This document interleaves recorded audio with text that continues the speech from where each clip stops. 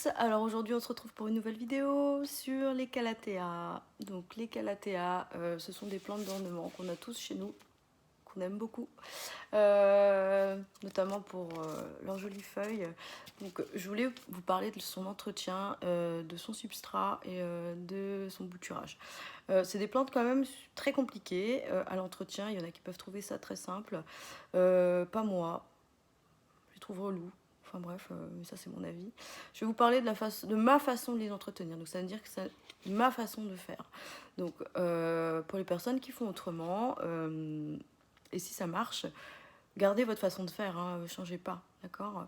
Moi, je vous parle des miennes et comment je fais pour les garder jolies et en vie. Donc voilà, on va commencer tout d'abord par la calathea en général. Alors, les calatheas sont originaires du Brésil. Elles aiment les milieux humides, chauds, donc au-delà de 20 degrés au moins, mais pas au-dessus de 30, parce que là vous allez me la flinguer. Elles aiment les ambiances tropicales, puisque c'est une plante tropicale. Tropicale plante. Pour le coup, en ce qui concerne son substrat, donc on va commencer par son substrat. Pour moi, j'ai fait un mélange à base de tourbe et à base de sphaigne, 50-50 avec un peu de drainage. Tout simplement parce que ces racines, elles ont besoin de rester dans un milieu humide mais hyper drainant. C'est-à-dire que comme les racines sont toutes fines, voilà, c'est bien les pots transparents, je peux vous montrer un peu les racines. Voilà, les racines sont fines. Il y a des petites radicelles qui partent sur le côté, mais là on voit pas très bien. Donc du coup, elles ont besoin de respirer. Donc, et comme si vous utilisez un terreau beaucoup trop compact, ce qui va se passer, c'est que ça va noyer les racines en fait. Donc elles n'aiment pas du tout être compactées, être écrasées sur le terreau sans pouvoir respirer. D'où la sphaigne et d'où la tourbe. Généralement, on vous préconise un mélange de tourbe avec de la perlite. Alors moi, j'ai essayé et clairement, ça ne marche pas. Tout simplement parce que, en fait, je pense qu'avec mon type d'arrosage, donc c'est-à-dire tous les 2 jours en mode bassinage, donc ça ne marche pas avec elle. Tout simplement. Enfin, ça, c'est le type d'arrosage que j'avais et c'était le terreau que j'avais. Donc du coup, je suis passée à la sphaigne et à la tourbe tout simplement parce que la sphaigne était suffisamment aérée pour aérer la tourbe, justement. Et une petite poignée de perlite par pot pour justement aider au drainage. Et depuis, ça fonctionne très très bien. Voici la Calathea zebrina, qui est un feuillage velouté mais splendide. Voilà, qui était pas très bien. Voilà, vous voyez un petit peu les dégâts qu'elle avait. Voilà. Et depuis que je l'ai rempoté, voilà, c'est nouvelles feuilles sur nouvelles feuilles. Du coup, ça va très très bien dans ce type de substrat. Pour ce qui concerne l'humidité dans le terreau, ça je vous l'ai dit, elle émet un substrat plutôt humide mais drainant. Et l'humidité autour de ces feuilles, c'est aussi hyper important. Parce que si vous avez des bords marrons qui commencent à apparaître, ça veut dire qu'il lui manque de l'humidité autour des feuilles. Ouais. Ouais. Donc du coup, il va falloir augmenter l'humidité. Normalement, elle devrait être comprise entre 40 et 60%. Donc si vous n'avez pas ça, je vous conseille de mettre soit des billes d'argile en dessous d'un pot, mais pas le pot en contact de l'eau, mais en contact des billes d'argile et de l'eau en dessous. Et ensuite, ça remonte par évaporation. Ça crée une espèce d'ambiance humide autour de ces feuilles. Ou un coup de vapeau de temps en temps, ou un humidificateur. Ça peut aider. En ce qui concerne la température, alors elle n'aime pas être en dessous de 10 degrés. Là, vous allez la flinguer, c'est sûr. Donc là, je parle pour les nordistes, réchauffez-la. C'est-à-dire que si vous avez des pièces le soir qui tombent en dessous de 10, là, vous êtes sûr, vous allez la flinguer, votre calathea. Donc elle n'aime pas du tout avoir froid. Comme elle n'aime pas du tout avoir trop chaud non plus. C'est pour ça qu'elle vit sous les arbres, quand elle est dans sa forêt tropicale, en fait, il y a la canopée des arbres qui la protège des rayons du soleil et surtout qui la protège des rayons directs du soleil qui maintient le sol frais. Et donc, du coup, elle vit au frais, tout simplement. Donc, entre 20 et 26 degrés, c'est parfait pour elle. Voilà, il ne faut pas déroger à ça. En ce qui concerne le pH du terreau, donc moi, ce mélange, il marche très très bien, tout simplement parce que le pH, quand je l'arrose avec de l'eau calcaire, ça marche, parce que le calcaire, même si on vous dit c'est pas très bien pour la calathea, moi mon terreau en fait il est acide. Il est acide. La tourbe plus ma sphaigne, ça rend le pH de mon terreau très acide. C'est pour ça qu'on vous dit d'arroser la calathea avec de l'eau neutre, donc c'est-à-dire de l'eau osmosée, de l'eau filtrée pour avoir un pH neutre, parce que la calathea ne supporte pas avoir un pH alcalin. Donc du coup, si vous avez un terreau avec un pH plutôt neutre, donc 6, 5, 7, et que vous l'arrosez en plus avec de l'eau calcaire, donc avec un pH au-delà de 7, vous allez tout simplement rendre le pH complètement alcalin. Donc c'est-à-dire qu'elle va commencer à brunir au niveau de ses feuilles parce que vous allez brûler les racines et qu'elle ne pourra plus rien gober au niveau des nutriments. C'est juste ça, le problème de l'eau de pluie, de l'eau calcaire avec la calathea. Donc moi, j'ai pris le parti en fait de mettre un pH beaucoup plus acide pour elle et de l'arroser avec un pH un peu plus calcaire, un peu plus alcalin. Donc le pH a son importance pour la calathea. Donc voilà, ça on n'en parle pas assez. Je trouve que c'était important d'en parler. En ce qui concerne les différents symptômes de la calathea, donc vous avez le brunissement autour des feuilles. Donc ça, je vous en ai parlé. Le brunissement, ça c'est lié au manque d'humidité. L'enroulement des feuilles comme ceci. Quand elles s'enroulent, les bords qui s'enroulent, c'est j'ai soif, donne-moi à boire. Donc ça veut dire que votre substrat, il n'est pas assez humidifié ou que vous êtes en train de perdre vos racines qui sont en train de se noyer. Soit l'un, soit l'autre, au choix. Donc à vous de dépoter et de regarder. En ce qui concerne le feuillage qui se redresse comme ça en pleine journée. Donc je vais prendre par exemple celle-ci. Donc celle-ci c'est la Flame Star. Elle est belle, hein, n'est-ce pas? Donc la plupart des calathea, vous verrez, elles ont le bord mauve ici. Celle-ci, elle est légèrement mauve. Donc du coup, lorsqu'elle se relève comme ça en pleine journée et qu'elle présente son bord au soleil ou à l'exposition que vous lui avez donnée, c'est qu'elle a beaucoup trop d'exposition. Elle est juste en train de se protéger des UV. Donc c'est-à-dire qu'elle présente l'arrière de ses feuilles au soleil. C'est-à-dire casse-toi soleil, j'en ai trop. Donc là, vous savez que vous avez donné beaucoup trop d'exposition pour elle. Ensuite, en ce qui concerne le jaunissement des feuilles, donc là, ça peut être lié à une insuffisance d'arrosage, mais sur du long terme, comme voilà, j'ai pas donné assez d'eau aussi, ça s'exprime par des feuilles complètement retombantes comme ça. Tout dépend aussi des calathea, hein. Elles réagissent pas toutes de la même façon. Là, je vous parle de la majorité des calathea, comment elles réagissent en fonction voilà, des différents événements qui pourraient arriver. Je trouve que la calathea, c'est une des plantes les plus parlantes. Donc ça veut dire qu'elle s'exprime assez vite lorsqu'elle a un problème, que ce soit sur l'assèchement, sur les maladies ou sur un problème de terreau, sur l'arrosage et tout ça.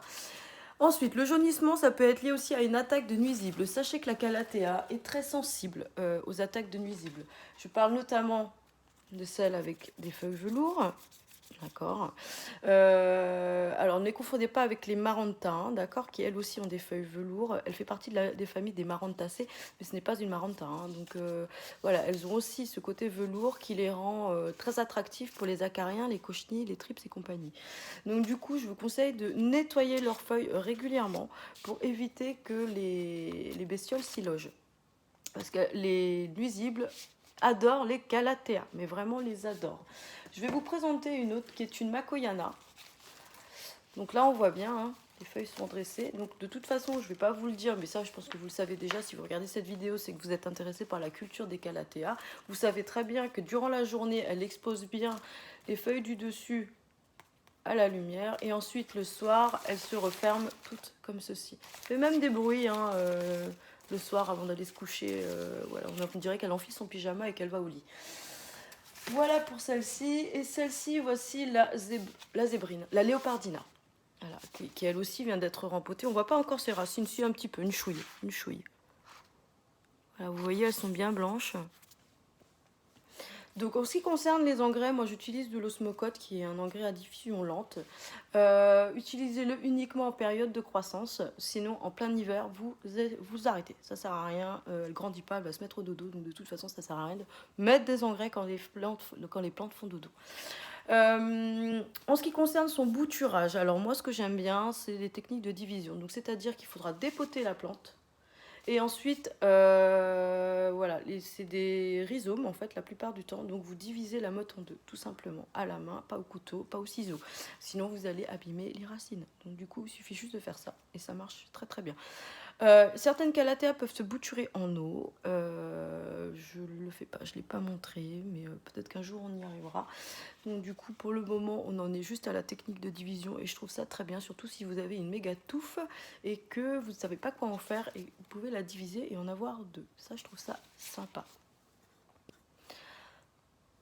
Alors, en ce qui concerne les variétés, je ne peux pas toutes vous les présenter tout simplement parce que voilà, j'ai une très grosse collection qui en a plus de 160. Je pense qu'il y en a même plus maintenant à cause de tous les hybrides voilà, qui existent. Les calathea ont été reclassifiés récemment, je crois qu'il y a 2 ans, en Géopédia. Donc, vous verrez souvent voilà, apparaître Géopédia maintenant. Donc ce sont des Géopédia, pas des calathea. Surtout ne confondez pas avec l'autre famille, c'est-à-dire l'estromante, par exemple celle qu'on appelle la Calathea triostar ou la Magic Star, qui ne sont pas des calathea, qui sont de la famille des stromantes. C'est pareil pour la famille des sténantes. Donc là, c'est une autre famille et les Maranta sont encore une autre famille. Donc les calathea, ce sont les calathea et les autres, ce sont les autres. En ce qui concerne leur entretien, par contre, il est tout à fait identique. C'est pour ça que les gens confondent. Mais si vous avez une Maranta, là je vous parle des calathea, vous pouvez tout à fait entretenir une Maranta, une sténante ou une stromante de la même façon que les calathea. Ensuite, de quoi je voulais vous parler sur les calathea? Oui, l'arrosage, j'allais oublier l'arrosage, mais quelle quiche, alors que c'est le truc le plus important chez elle. Alors, l'arrosage. Alors, en été, il faut absolument l'arroser quasi régulièrement, tous les 2-3 jours. C'est important de garder le substrat humide. En plus, si il fait très très chaud, par exemple pour les sudistes, hein, vous saurez qu'il fait très très chaud chez vous, je vous conseille même de mettre la soucoupe d'eau en dessous pour justement garder le terreau bien humide, bien frais pour elle.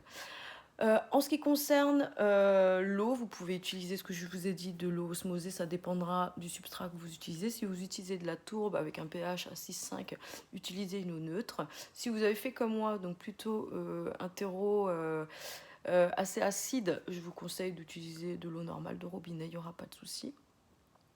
Évitez d'en mettre sur les feuilles aussi, hein, ça fait des taches vilaines. Hein, donc du coup, l'eau calcaire sur les feuilles, c'est pas une bonne idée non plus. En ce qui concerne l'hiver, vu les baisses de température, donc essayez de ne pas descendre en dessous de 10, sinon vous allez la tuer. Essayez de ne pas monter au-delà de 26, vous allez la flinguer aussi. Donc entre ces deux températures, tout est bon. Par contre, pour le substrat, en plein hiver, là ça va être différent. Donc ça veut dire que ça va être carrément relou pour vous, parce que la plante, forcément, elle va pas être jolie. Mais ça, c'est pas bien grave, le but c'est de la maintenir en vie pour l'été suivant. Donc, vous laissez sécher le substrat au moins sur une phalange minimum. Voilà. Donc, quand il fait froid, donc en dessous de 18, vous laissez sécher.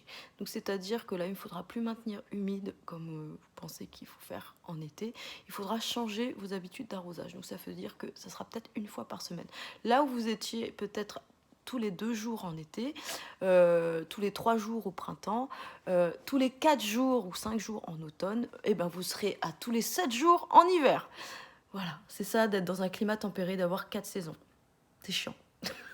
Ça veut dire que chaque fois, vous devez réadapter vos arrosages en fonction du substrat que vous avez choisi. Et c'est comme ça que moi je fais pour arroser mes plantes. Hein. J'arrose pas mes plantes en été comme je les arrose en hiver.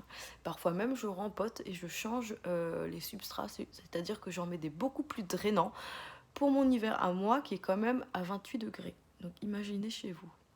Ouais, hiver à 28. À 28 j'ai une écharpe et je suis en pull. La honte. Sur ce, je pense avoir fait le tour des calathea. Si vous avez des questions, je vous invite à aller sur mon compte Instagram et de venir y poser des questions parce que je ne parle pas beaucoup de mes calathea, même si je les adore. Et donc de converser directement avec moi, je vous expliquerai comment les élever, comment les bouturer et comment voilà, les entretenir. Alors ce sont mes méthodes, donc du coup, voilà, pour ceux qui ont des méthodes qui marchent, eh ben, gardez-les, hein, franchement, les changez pas pour les miennes, hein, franchement, c'est peut-être pas une bonne idée, hein, c'est que ça marche chez vous, moi ça marche chez moi, ça marche sur un endroit qui ressemble beaucoup, enfin sur ma terrasse, qui est un endroit très proche de votre climat à vous, donc c'est pour ça que je sais que ça va marcher chez vous, tout simplement. Voilà. Voilà, je vous souhaite à tous de passer une excellente soirée. En attendant, je vous fais des gros bisous. N'hésitez pas à mettre des likes si vraiment ça vous a plu. Et je vous dis à bientôt.